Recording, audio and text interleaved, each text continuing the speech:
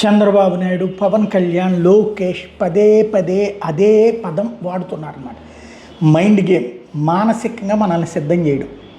రాష్ట్రం కష్టాల్లో ఉంది, కష్టాల్లో విడిపోయింది, విడిపోయిన తర్వాత బోల్డ్ సమస్యలు వచ్చినాయి. అప్పట్లో చంద్రబాబు నాయుడు దాన్ని బాగు చేద్దామని చూశారు, కానీ ప్రజలు 5 సంవత్సరాలకి ఆయన మార్చేశారు. దాంతో జగన్ వచ్చి విధ్వంసం చేశాడు. కాబట్టి ఇప్పుడు పరిపాలన స్థిరంగా ఉండాలంటే, రాష్ట్రం అభివృద్ధి చెందాలంటే, వ్యూహం ఉన్న, అద్భుతమైన టాలెంట్ ఉన్న, విజనరీ అయినటువంటి చంద్రబాబు బెటర్ అని పవన్ కళ్యాణ్ చెప్తారు. పవన్ కళ్యాణ్ ఆలోచన, నా ఆలోచన ఒకటే, రాష్ట్రాన్ని అభివృద్ధి చేయడం. అయితే ఇదేదో గేమ్స్ ఆడకూడదు, ఖచ్చితంగా ప్రజలందరూ కూడా మమ్మల్నే కంటిన్యూగా ఎన్నుకోవాలి, అలా మమ్మల్ని మాత్రమే ఎన్నుకుంటే అభివృద్ధి సాధ్యమని చెప్పి చంద్రబాబు నాయుడు గారు చెప్తారు. 15 సంవత్సరాలు మేము ఉండి తీరుతాం ఇట్లా కూటమి, కాబట్టి కార్యకర్తలందరూ సిద్ధంగా ఉండండి గ్రౌండ్ లెవెల్ అని లోకేష్ చెప్తారు.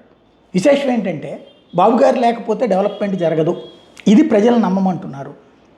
మరి 2014-19లో కంటే కూడా జిఎస్టిపి గ్రోత్ 2019-24లో ఎందుకుంది? నెంబర్ 1.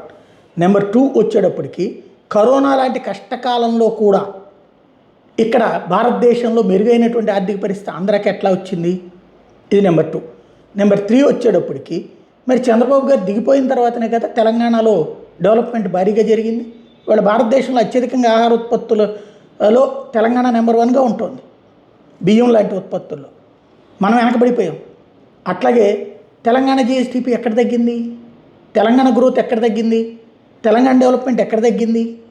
గ్రోతే ఉంది కదా అక్కడ రేటు.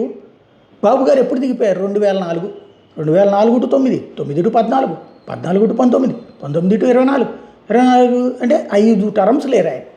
5 టర్మ్స్ లేకపోయినా చక్కటి గ్రోతే ఉందిగా అక్కడ. ఇక్కడ ఆయనే 5 ఏళ్ళు పరిపాలించిన, మళ్ళీ ఏడాదిన్నర నుంచి పరిపాలిస్తున్నా, గ్రోత్ లేదే ఇక్కడ. మరి ఏంటి లెక్క అంటే, లేదు ఆయన ఉంటేనే కరెక్ట్ హైదరాబాద్ తయారవుతుంది. ఇప్పుడు ఏమంటున్నారు? అమరావతి ఎందుకు తయారు కాలేదండి? వైజాగ్ చేస్తున్నారు కదా అంటున్నారు. క్రిందసారి అమరావతిని నాశనం చేశాడు జగన్ అన్నారు. ఇట్లాగా ప్రజల్ని మానసికంగా, లేదు ఆయనే ఉండాలి, జగన్ దుర్మార్గుడు కాబట్టి బాబుని ఎన్నుకుందాం, మేమందరం కలిసి ఉంటాం, ఇది మైండ్ గేమ్ నడుపుతున్నది.